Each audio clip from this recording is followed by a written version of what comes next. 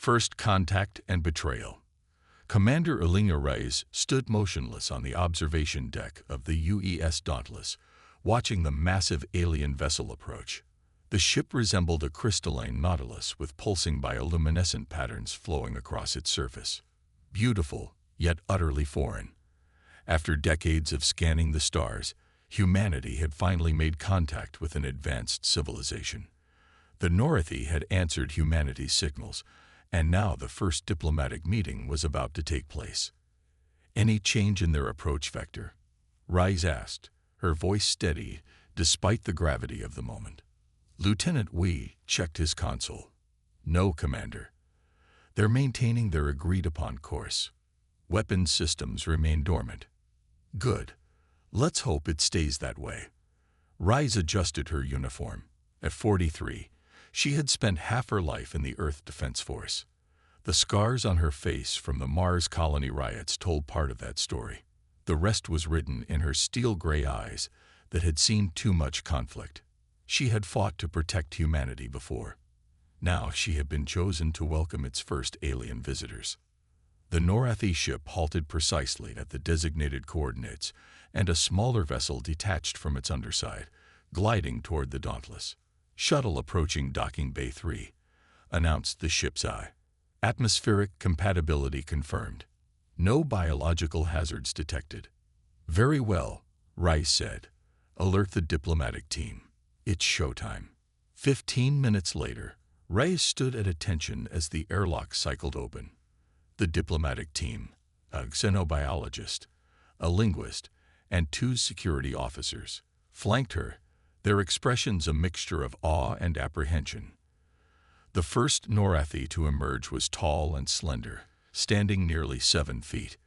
Its body was covered in what appeared to be iridescent scales that shifted color with movement. Multiple compound eyes arranged in a circular pattern dominated its elongated head, and its 4 arms ended in 6-fingered hands. It wore what looked like living jewelry, small crystalline organisms that pulsed with light. Greetings, representatives of Earth. The alien spoke in perfect English, its voice a harmonious blend of tones. I am Ambassador Threll of the Norathi Collective. We come in peace and curiosity. Reyes stepped forward. On behalf of humanity, I welcome you to the UES Dauntless. I am Commander Elena Reyes. Your transmission signals have fascinated us for decades, Threll said. Your species has achieved much in a short evolutionary time. The meeting proceeded to a specially prepared conference room. As they walked, Reyes noticed how the Norathi moved with fluid grace, their bodies seemingly defying the ship's artificial gravity. Your vessel is impressive, Threll commented. Though your energy efficiency could be improved, we have technologies that might benefit your people. We're always open to technological exchange, Reyes replied cautiously. But we believe in balanced partnerships. In the conference room, Threll placed a crystalline device on the table. It projected a 3-dimensional map of local space. We've established colonies in these systems, Threll explained, indicating several points of light. None conflict with your expansion plans. Dr. Anjali Singh, the xenobiologist, leaned forward. Your people have colonized 17 star systems. That's remarkable. We are an ancient species, Threll said. We've had much time to grow. The discussions continued for hours. The Norathi offered technological exchanges, more efficient energy systems, advanced materials, medical breakthroughs. In return, they requested cultural data, biological samples, and permission to establish a research outpost in Earth's solar system. There is one matter of particular interest to us, Threll said as the meeting was concluding. Your developmental process. Your offspring. Our children. Reyes asked, a slight edge entering her voice. Yes, fascinating biological and neurological development. So inefficient yet so adaptable. We would like to study this process more closely. Something in Threll's tone made Reyes uncomfortable. We're protective of our children, Ambassador. Any research would need to be strictly regulated and non-invasive. Of course, Threll said smoothly. We respect your attachment. It is merely scientific curiosity. The preliminary treaty was drafted over the next 3 days. Trade agreements, territorial boundaries, technological exchanges, all seemed reasonable. But Reyes insisted on a specific clause regarding human children. Any interaction with human minors must be approved by both governments and the children's guardians, she stated firmly. Any violation of this protocol will be considered a severe breach of the treaty and grounds for immediate termination of all agreements. Such specificity seems unnecessary, Threll observed. But if it eases your concerns, we accept these terms. When the treaty was signed, Reyes should have felt triumphant. Instead, she felt uneasy. That night, she recorded a personal log. There's something not right about the Norathi. Their interest in our children seems excessive. I've ordered increased security protocols for all colony worlds, especially those with significant child populations. High Command thinks I'm being paranoid, but better safe than sorry. 6 months passed. The treaty held. Norathi technology improved Earth's energy grids. Human cultural exports, music, art, literature, were transmitted to Norathi worlds. A small Norathi research station was established on Jupiter's moon Europa. Everything seemed to be progressing well. Then came the distress call from Haven, one of humanity's newer colonies. Reyes was asleep when the emergency alert sounded. She was fully awake and in the command center within minutes. "Report," she ordered, still fastening her uniform. Lieutenant Wei's face was ashen. "Distress signal from Haven Colony. They're under attack." "By whom?" Wei swallowed hard. "The Norathi, Commander." The footage was fragmented. Colonial defense systems had been disabled with precision. Norathi vessels had descended on the settlement school and family quarters. Children, hundreds of them, were being loaded onto transport ships. The final transmission came from the colony's governor, her face bloodied and desperate. "They're taking our children. They came for our children." Then the transmission cut out. Rice's knuckles went white as she gripped the console. "How long ago?" 3 hours. "We're the closest military vessel. Set course for Haven, maximum speed. Alert High Command, and get me a direct channel to the Norathi diplomatic vessel." Within minutes, Ambassador Threll's image appeared on the main screen. "Commander Reyes, to what do I owe?" "Return them." Reyes cut him off, her voice deadly calm. "Return every child you've taken from Haven. Now." Threll's compound eyes blinked in sequence. "I'm afraid I don't understand." "Don't lie to me," Reyes said. "We have the footage. Norathi ships attacking a human colony and abducting children. You have violated the most sacred term of our treaty." After a pause, Threll's demeanor changed subtly. "The specimens are necessary for important research. Your species' neural plasticity is unique." "Specimens." Rice's voice was ice. "Those are our children. They will not be harmed permanently," Threll said, as if this should be reassuring. "The studies require living tissue, but we can return most of them eventually." The command center went silent. Even the ambient noise of the ship seemed to fade away. "Listen carefully," Reyes said, each word precisely measured. "I am now invoking Article 7 of the treaty. You have violated our agreement in the most fundamental way possible. You were warned. You were explicitly told what would happen if you harmed our children. Your emotional attachment to undeveloped specimens is. You have 6 hours to return every child unharmed. After that, the full might of humanity will be unleashed against the Norathi Collective. We will not stop until every child is returned. We will not negotiate. We will not show mercy. Your species cannot hope to match our technological superiority," Threll said dismissively. "Your threats err." "This is not a threat," Reyes interrupted. "This is a promise. You've awakened something you don't understand. Return our children, or learn why throughout human history, the most dangerous force in any universe has been a parent protecting their child." She cut the transmission and turned to her crew. Their faces showed the same cold determination she felt. Send word to all Earth Defense Force vessels. Priority Alpha. Message begins. They have taken our children. Invoke the Lioness Protocol. Lieutenant Wei looked up, eyes wide. The Lioness Protocol. That's never been used outside of drills. It was created for exactly this scenario, Rice said. Every military and civilian ship capable of combat operations will converge on Haven. We fight as one. As the Dauntless accelerated toward Haven, reports began flooding in. Vessels from across human space were changing course, abandoning missions, converging on a single point. Colony defense forces were mobilizing.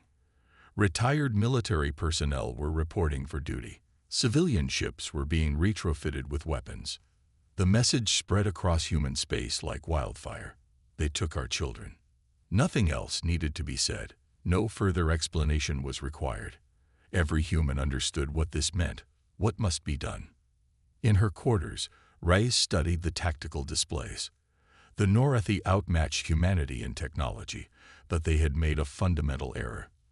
They had judged humanity's military capabilities, analyzed their technological level, assessed their strategic positions, and thought they understood what they were facing. They hadn't realized that when it came to protecting their young, humans operated by different rules entirely.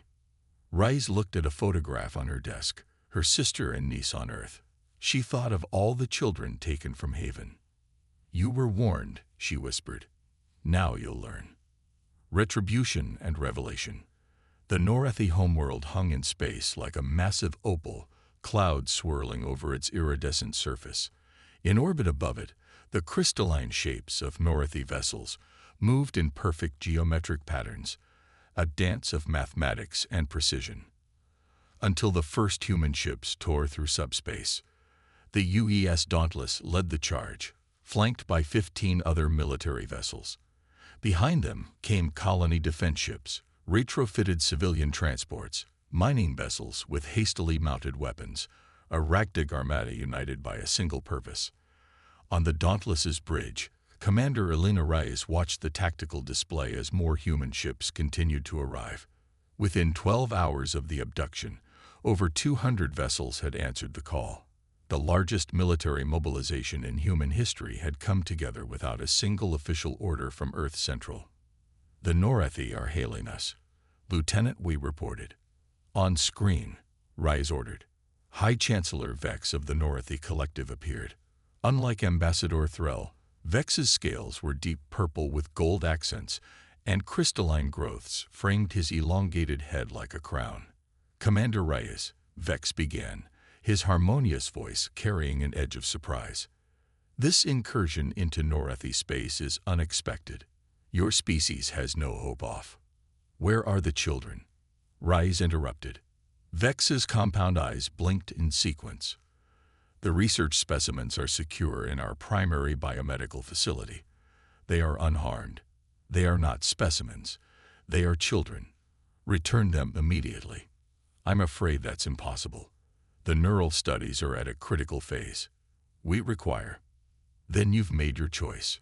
Rice cut the transmission and turned to her tactical officer. Status of the Lioness formation. All ships in position, Commander. Phase 1 ready. Rice nodded. Begin. The human fleet split into 3 coordinated assault groups. While the Norathi defense grid was technologically superior, it had been designed to repel conventional attacks, squadrons of ships attempting to breach planetary defenses through force. What the Norathi witnessed instead was something their strategic algorithms had never anticipated. Civilian mining ships, their hulls reinforced with makeshift armor, deliberately crashed into defense platforms, their crews ejecting in escape pods moments before impact. Commercial transport vessels released thousands of small, maneuverable drones that overwhelmed targeting systems. Colony defense vessels performed intricate, evasive patterns that shouldn't have been possible for ships of their size and configuration. And through the chaos, military vessels advanced with precision, targeting specific vulnerabilities. They're adapting their defenses, reported Lieutenant Wei. Orbital platforms redirecting energy to shield generators. As expected, Rise replied calmly. Implement Phase 2. 100 smaller vessels suddenly altered course, heading directly toward the planet's surface. The Norathi defense grid reoriented to intercept them, exactly as planned. With defenses diverted, the Dauntless and 3 other military vessels accelerated toward a specific point on the planet's surface, the coordinates of the biomedical facility extracted from captured Norathi data. Multiple Norathi vessels moving to intercept, the tactical officer announced. Hold course, Rise ordered. All power to forward shields. The Dauntless shuddered as enemy fire struck their shields, but they pressed forward, the 3 supporting vessels forming a protective triangle around them. Planetary defenses targeting us specifically, Wei reported, his voice tight. They've identified our primary objective, Ray said. As predicted, signal Admiral Chen to commence Phase 3. Across the system, 40 human vessels that had been hiding in the shadow of the planet's moon suddenly engaged their engines, racing toward the Norathi Defense Headquarters on the smaller of the planet's 2 moons. Chancellor Vex reappeared on the main screen, his harmonious voice now discordant with alarm. This is madness. You sacrifice your ships and crews for undeveloped specimens. No, Rise replied, her eyes cold. We fight for our children. There is nothing we won't sacrifice to protect them. Nothing we won't do to save them. You were warned. The Dauntless broke through the atmosphere, smoke trailing from its damaged hull as it descended toward the massive crystalline structure of the biomedical facility. Defense turrets fired upon them, but the ship's remaining shields held. Landing zone secured, reported the tactical officer. Rescue teams ready. Ray stood. I'm leading the ground team. Lieutenant Wei, you have the bridge. Commander, Wei protested. Protocol states. Protocol can go to hell, Ray said, checking her sidearm. Those are our children down there. 20 minutes later, Reyes led 3 12-person teams into the facility. They encountered resistance, Norathi security forces wielding energy weapons that cut through standard armor. But the human teams wore experimental battlesuits developed from the very technology the Norathi had shared months earlier. Split up, Reyes ordered. Team Alpha, secure the south wing. Team Beta, take the central hub. My team will head for the primary research chamber. They fought their way through winding crystalline corridors. Reyes's team lost 2 soldiers before reaching the massive doors of the research chamber. Breach charges set, announced her demolitions expert. Do it, Reyes ordered. The doors exploded inward. Through the smoke, Reyes saw them, hundreds of children in transparent pods, connected to pulsing crystalline machines. The sight sent a wave of cold fury through her. A dozen Norathi researchers looked up in alarm. Among them stood Ambassador Threll. Commander Reyes, Threll said, stepping forward. You must understand. These studies are crucial. Your species' neural development is unlike anything we've encountered. The way human children's minds form connections, their adaptability, their potential. Step away from the children, Reyes demanded, raising her weapon. Now, you don't understand what's at stake, Threll insisted. Our species is dying, Commander. Our neural pathways have become too rigid, too specialized over millions of years of evolution. We cannot adapt to changing conditions. We cannot learn new ways of thinking. Each generation is less viable than the last. So you kidnap our children. We need to understand how human neural plasticity works, Threll explained desperately. How your children can learn so quickly, adapt so readily.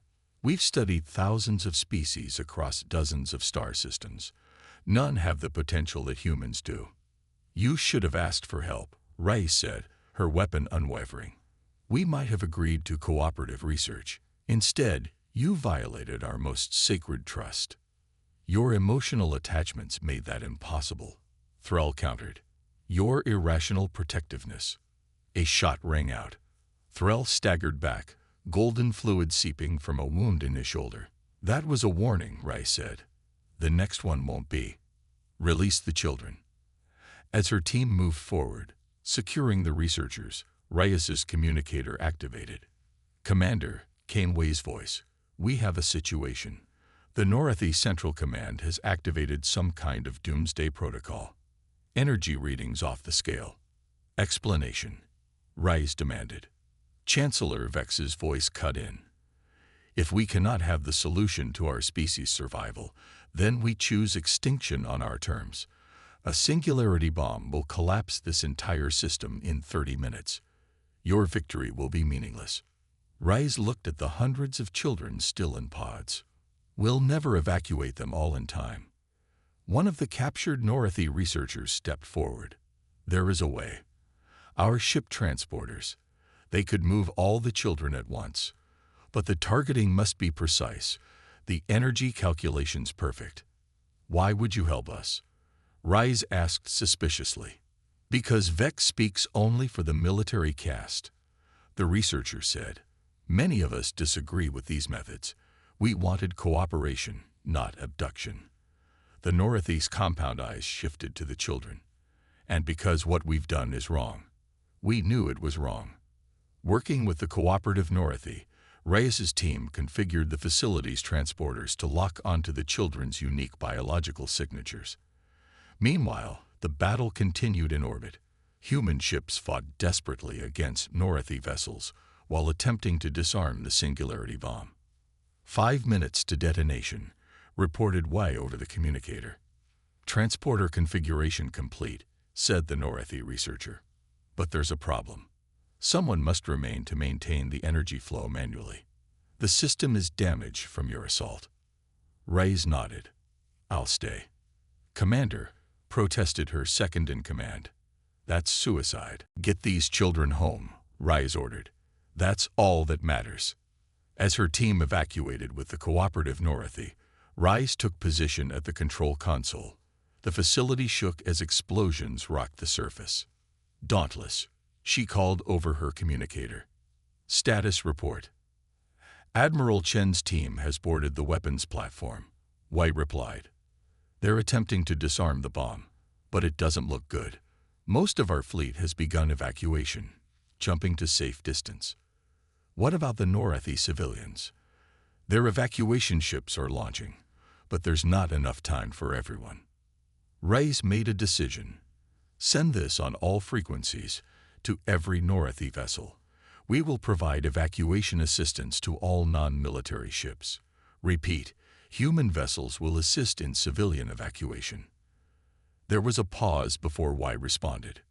"Commander, are you certain?" "They were wrong," Reyes said. "Their leaders were wrong. But we don't condemn children, theirs or ours, for the mistakes of those in power. That's what makes us different." In the final minutes, as Reyes maintained the transporter energy levels, human ships throughout the system changed mission parameters. While some continued to battle Northeast military vessels, others moved to assist civilian evacuation ships, extending shields and providing escort. With seconds remaining, Reyes activated the transport sequence. Hundreds of children dematerialized, safely transported to waiting human vessels. At that moment, her communicator crackled. "Commander," Wei's excited voice came through. "Admiral Chen's team did it. They'd disarmed the primary detonator. The singularity bomb had been neutralized, but secondary explosions rippled through the Northeast defense systems. The biomedical facility began to collapse around Reyes. "Get to extraction," Wei urged. Reyes ran through falling debris, barely reaching the landing pad where a shuttle waited. As they lifted off, she watched the crystalline facility crumble. In the days that followed, a different kind of first contact emerged. With the military leadership largely destroyed in the conflict, a coalition of Northeast scientists and civilian leaders sued for peace. The truth about their species' neural deterioration was revealed publicly. 1 month later, Commander Reyes stood before a new Northeast delegation aboard the Dauntless. All the abducted children had been returned to their families, physically unharmed, though many would need psychological support to process their ordeal.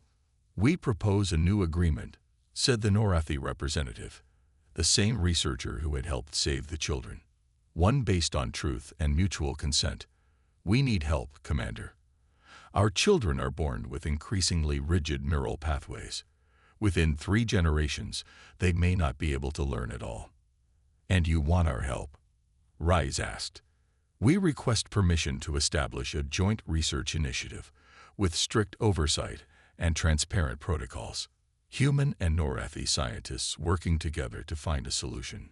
No abductions, no violations, just cooperation.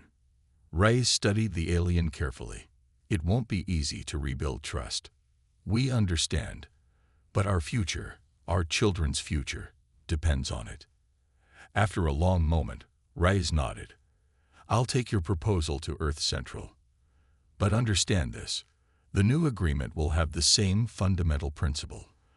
Our children, all children, are sacred, protected, non-negotiable. We have learned this lesson, the Norathi said solemnly, at great cost. Later, in her quarters, Rise received a transmission from Haven Colony. The rebuilt school was reopening, and the children, her children, humanity's children, were returning to their lives. They would carry scars, but they would heal. They would grow. They would adapt. Because that's what humans do best. And any species that threatened human children would learn the same harsh lesson the Norathi had learned. We warned you. We told you exactly what would happen. And when it comes to our children, humanity's wrath knows no bounds.